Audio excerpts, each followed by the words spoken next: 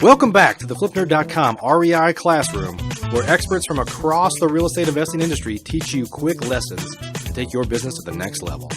And now, let's meet today's expert host. Hi, and welcome to the REI Classroom. I'm Clay Malcolm at New Direction IRA, and today we're going to be talking about self-directed IRA ownership of real estate and the property management considerations that go into that. This REI Classroom real estate lesson is sponsored by UglyOpportunities.com. One of the things that you've probably encountered or thought about if you're thinking about real estate in an IRA is when your IRA buys a physical piece of property, it has the same property management considerations as an investor outside an IRA. It has to worry about taxes, insurance, finding tenants, collecting rents, all those things, because the IRA, which is a legal and financial entity separate from you, actually owns that property. So it pays for the purchase and maintenance and insurance and all those expenses, but it also receives all the proceeds. It's literally you can think of it as a different person. But you, as the IRA holder, you're the one setting up how that property management occurs. And there's a few ways that you can set it up. Some of them require a lot of your time and attention, and some of them require much less. So that's one of the factors that you might be thinking about in terms of which you choose. Some have more fees associated with them than others as well. And I would certainly encourage you to talk to whoever your provider is about their fees, particularly for outgoing checks and things like that, the little things, because a lot of providers have different fee schedules. And so you may be able to find one that fits your needs better than somebody else's. So let's talk about the actual structure. The IRS, of course, is giving you this money in a tax-deferred state to invest, and so it's going to track the money, and it does that largely through the custodian. And that's why you'll see this idea that the IRA's finances basically live at the custodian. That's kind of the financial hub. So money gets dispersed from the IRA, and the receipts, the rent and proceeds from sale or whatever the financial machination is, that money comes back to the custodian. And that keeps it a little bit at arm's length, which makes the IRS more comfortable about the fact that, there's some thought that the IRS doesn't trust us 100%. They're giving us this money tax deferred for a while, but they're definitely going to keep an eye on it because they think that some of us might try to pay fewer taxes than they think we should. That notwithstanding, these are the mechanics you want to think about. So you can, as a property manager, you can actually do that in a very direct way.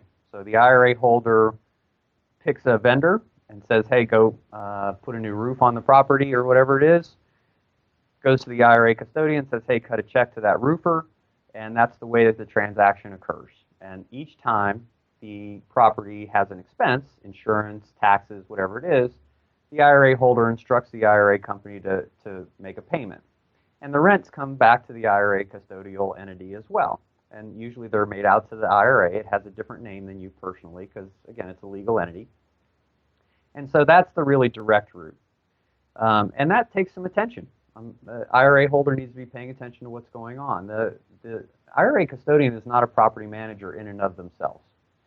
Next thing, however, is that you can hire a property manager. It has to be a non-disqualified entity, and if you have questions about that, we'll probably cover that on other REI Classroom episodes. But the non-disqualified property manager can actually perform a lot of functions. You, the IRA holder, enter into a contract with them, and you basically tell them what you want them to do. Now, they can handle your IRA money with a lot more ease because they are non-disqualified. The IRS would like to kind of keep the money out of your hands, your personal hands, to keep that separation. But property managers can receive the rent, they can pay bills for your IRA-owned property, they can keep a cash reserve in case there's unexpected expenses, so on and so forth, similar to the way it would be outside an IRA.